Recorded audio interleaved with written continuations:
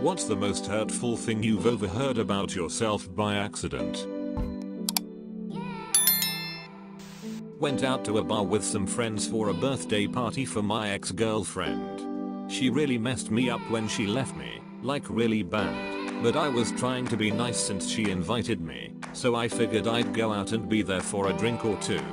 So, a mutual friend who had been broken up with a few days before and was there, so as I made the rounds I talked to her and tried to do whatever I could to let her know it would be okay. I'm no therapist, but I did my best, you know? I knew what a bad breakup felt like, as I was also going through one, so I tried to help.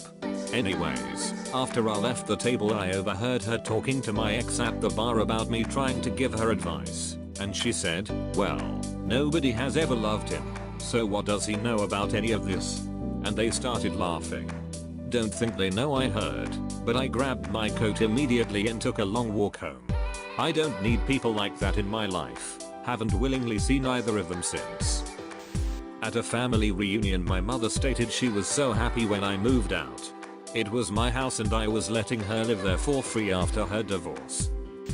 If another nurse had been taking care of him, he'd be alive right now.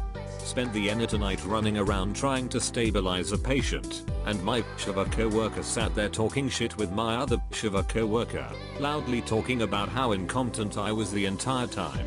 Neither of them lifted a finger to help. When the patient crashed, both of them magically disappeared, and it was nurses from the other side of the hallway who came to help with the code. They came after all was said and done, and then I overheard one of them say that. Then they proceeded to tell the unit manager I was incompetent and crying at the bedside. Thankfully neither of them work on the unit anymore. I was 7 and basically poor trailer trash, but I asked my friend if I could stay the night. He called his mom to ask, and I overheard her say, tell him no, I don't want roaches and lice. Really cut me deep. To this day I have extreme anxiety about keeping my house clean. I couldn't help it, I was poor, and our roaches didn't pay rent ubish. When I was in 7th grade, I lived in a shitty podunk town in East Texas. I was weird and an ugly duckling. In order to fit in, I decided to become a cheerleader, since all of them were popular and well liked at my school. I made the team, and considered all of them friends, even though they were mean to literally everyone who they didn't consider cool. One day, during a practice, the bases of my stunt, the people who hold you up, dropped me and I fell flat on my ass, which bruised my tailbone really badly. At our first game, we were on the sidelines, and during a break I overheard our team captain laughing about how funny it was when her and the other base dropped me on purpose, and that they had hoped I would be hurt enough to not be able to participate at the game. As a 13-year-old, it destroyed me, but in order to still seem like I was liked at school, I didn't tell anyone about it. When I was a preteen, I posted a picture of myself online with a minor celebrity. I later found that it was reposted on a message board, and the majority of the comments talked about how ugly and pale I was. The only person who said anything nice said, "Don't say that, she posts here sometimes and she's really nice." My wife had a falling out with some friends of mine that she met through me. We had known them a long time, but I had known them for much longer. I was upset with her one night, because they were always asking why she never came around anymore, but she absolutely refused to see them. I always thought it was because of this little side business project they went into together that didn't work out. So I'm driving my wife somewhere, and I just start getting upset with her, that she won't make up with them and move past it like they did, and it sucks that she never comes with when I go over there. So she finally broke and told me the truth. Every time she went over there without me, they would talk shit about me, putting down my personality, my humor, and much more. I guess they thought she would be okay with it, like a joking, haha my husband can be such a, insert something, right? But she wasn't okay with it. She's not a confrontational person, so she never really spoke up, but she was disgusted by the way they spoke about me behind my back, and refused to have anything to do with them.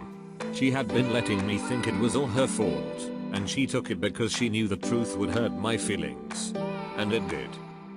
I saw two girls that I roomed with for a short while in college had been publicly posting on Facebook about how weird, annoying, and disrespectful I was. Their reasoning was that I was taking an 8:30 AM class, and only weirdos do that, and that I made a shit ton of noise every morning and disrupted their sleep. It hurt because I tried really hard to not be disruptive. I wouldn't let my alarm go off, because I woke up naturally around the time it was scheduled, and would just turn it off before it beeped. This was partially out of anxiety. I changed clothes in the bathroom, tiptoed everywhere, and wouldn't even eat or zip my backpack in the room because I wanted to be quiet. As far as I knew, neither of them woke up any of those mornings, and they never said anything to me about it. I was copied into an email conversation where about 10 messages earlier one of my employees had described me as an idiot and suggested to the recipient that they didn't get me involved in the situation they were discussing. I'd always thought we got on well, and it knocked my confidence. Edit. Thanks for all the replies and messages. Some of you are really nice. I've got much thicker skin now, but this happened many years ago when I was quite new to management. I eventually talked with the lady who sent the email, and she was extremely embarrassed and apologetic. Then when we talked more, it came out that one of her colleagues was spreading shit about me, and she hadn't questioned what was being said. It took months to get rid of the real problem causer. This wasn't in the USA. It's difficult to fire people where I am, and the real confidence crusher was knowing that he was poisoning the well that whole time. Things were much better once he was gone. When I was in 7th grade I lived in a shitty podunk town in East Texas. I was weird and an ugly duckling. In order to fit in, I decided to become a cheerleader since all of them were popular and well liked at my school. I made the team, and considered all of them friends, even though they were mean to literally everyone who they didn't consider cool. One day, during a practice, the bases of my stunt, the people who hold you up, dropped me and I fell flat on my ass, which bruised my tailbone really badly. At our first game, we were on the sidelines and during a break I overheard our team captain laughing about how funny it was when her and the other base dropped me on purpose and that they had hoped I would be hurt enough to not be able to participate at the game. As a 13-year-old, it destroyed me, but in order to still seem like I was liked at school I didn't tell anyone about it.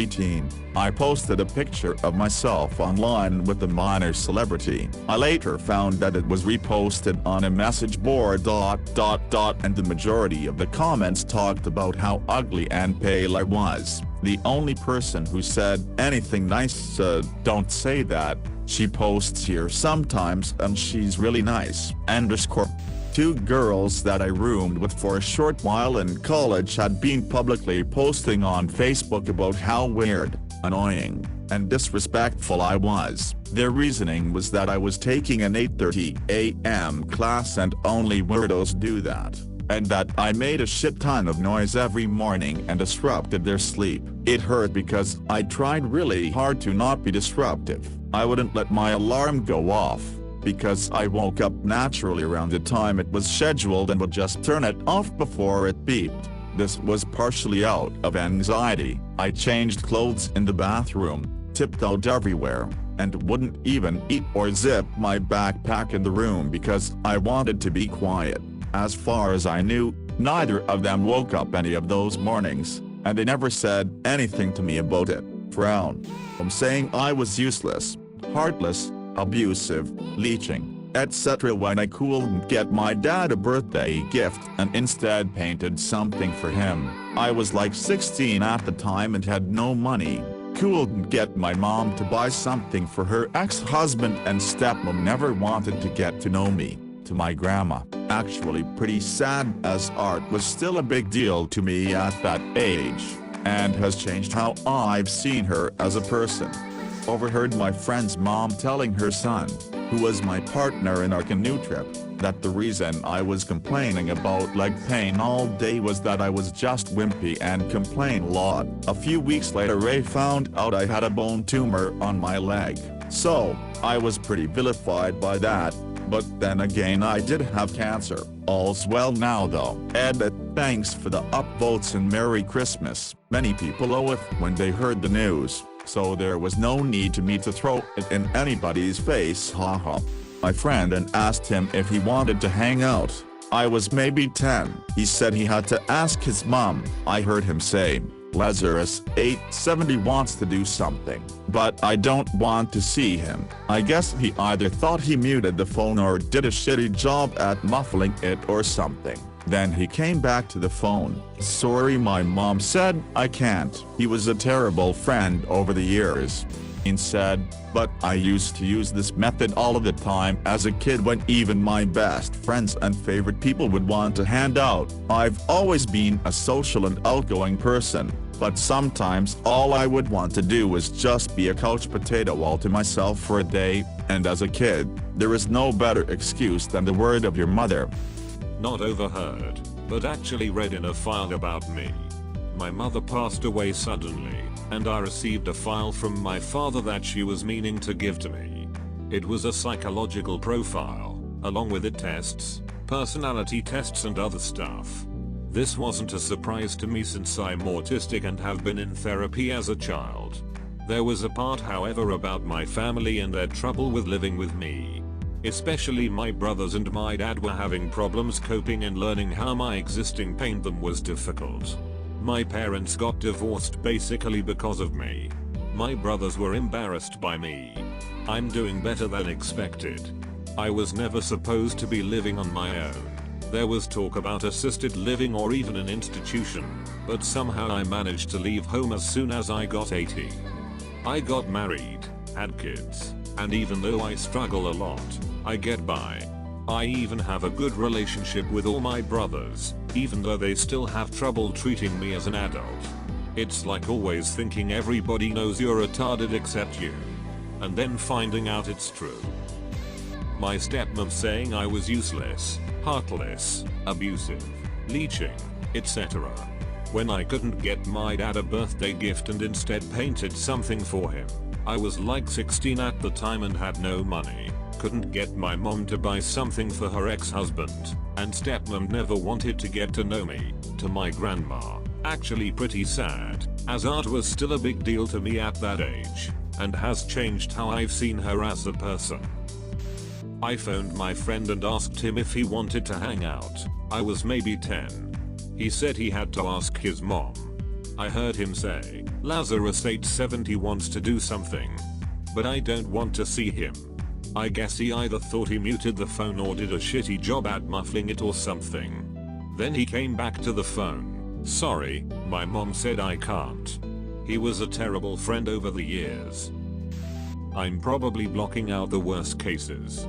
I've learned it's pretty much human nature to talk trash about anyone who isn't present, so no reason to take it personally, but when you're a kid, it's a miserable experience. The worst case recently, I have a weird neurological problem in my shoulder and arm that no one has ever been able to diagnose. During an intense flare-up I was referred to a physical therapist by a friend. The therapist saw me once and recommended surgery. I was very reluctant to take this advice, but I didn't say no. I called the surgeon she recommended. Turned out he wasn't accepting new cases. The second appointment there was a scheduling error, and I arrived 30 minutes too early. I sat in the front of the office and listened to the therapist making small talk with another patient about how her next patient was a psycho trying to fabricate some kind of malpractice case, and refusing to comply with her advice. The receptionist was sitting right in front of me, also listening, but she didn't run back to stop it, so it went on for quite a while. If I had been a psycho trying to manufacture a legal case against her, she was kind enough to do all of the work for me. Just 5 minutes ago, my coworker told me my other coworker told her she'd quit immediately if I got hired onto the position they're currently at. Up until this point, I thought this girl and I were best friends. I even shared my Netflix password with her. That bitch. I had just moved into my dorm for my second year of college. My roommate was my best friend since 9th grade. My stuff hadn't arrived yet, and it was my time to register, so I asked him if I could use his computer. He said sure. I sat down. and he had AOL Instant Messenger open to a conversation with another friend of ours. I didn't scroll up, but from what was just visible on screen, they were talking about how weird I was and how awful it would be rooming with me. I closed it so he wouldn't realize later I'd seen it, registered, and left. We still lived together that year, but we didn't hang out at all. We just cohabited. I never asked him to hang out as friends. He never asked me. Move out day that year was the last time we spoke. That was over 10 years ago. We chatted every day for 6 years, then haven't spoken since. I still don't know if I did or said something to flip how he felt about me, or if he never really liked me to begin with. The possibility of the later really ducks up your future friendships. Hell, the former does too, knowing apparently you're capable of unknowingly saying or doing something to throw away a 5-year friendship. I think this was 9th grade. A girl I had a crush on, but hadn't really talked to at all, was moving away. A few days before she moved I overheard her saying, "Yeah, I'll miss pretty much everyone. But I'll tell you one person I won't miss, Sanskrit." That kinda sucked. Background: I'm 12 years younger than my older sisters, and I was unplanned.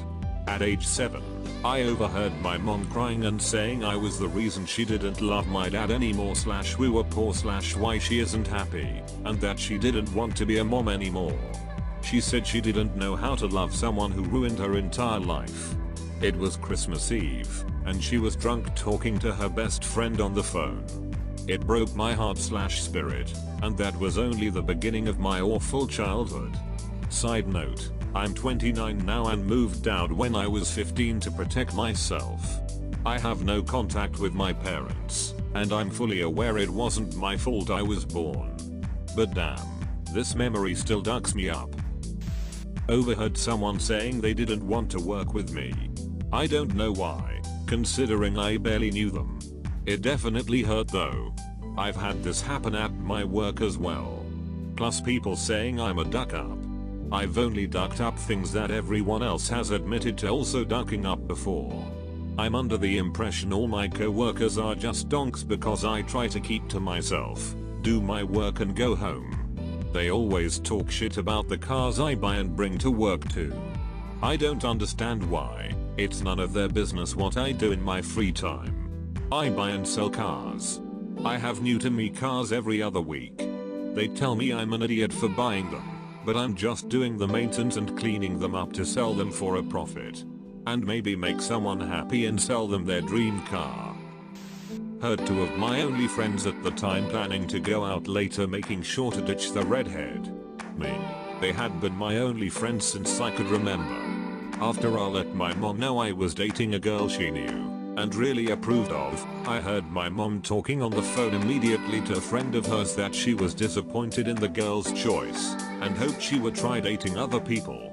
Heard a group of people I was out with talking about me in a pretty bad way, and my best friend at the time joining in. All that was over a decade ago now. In college I really focused on getting better socially, and I went to a faraway college where I could get a fresh start where I didn't know a single person. Made a great career for myself, and moved to a town in a different state with a beautiful girl who I didn't tell my family about till we were engaged, and now I run a very successful business and am pretty well liked from what I can tell. Coming home for Christmas though is like I'm back in high school again. The way I'm treated here by even my own family is super toxic. It's no wonder I was so socially awkward as a kid. In 8th grade, I had the highest GPA in my class, so I got to recite the pledges of allegiance at graduation. At our rehearsal, as I was walking up to the mic, I overheard a classmate whisper to his friend, out of the whole grade, they had to pick the kid with the most annoying voice. It's a decade later, and I still shrink into insecurity when I remember it. Years ago, my sister's phone was super glitchy and would randomly call people. Once it called me, and after I stopped singing and goofing off into the phone trying to get her attention, I just stopped to listen. She was bitching to her mother-in-law about me. I honestly can't remember what exactly she was saying, but just the fact of who she was saying it to. This woman barely knows me. If it was one of our other siblings who we're close with, it wouldn't be that big of a deal. So I promptly called her back and chewed her a new asshole.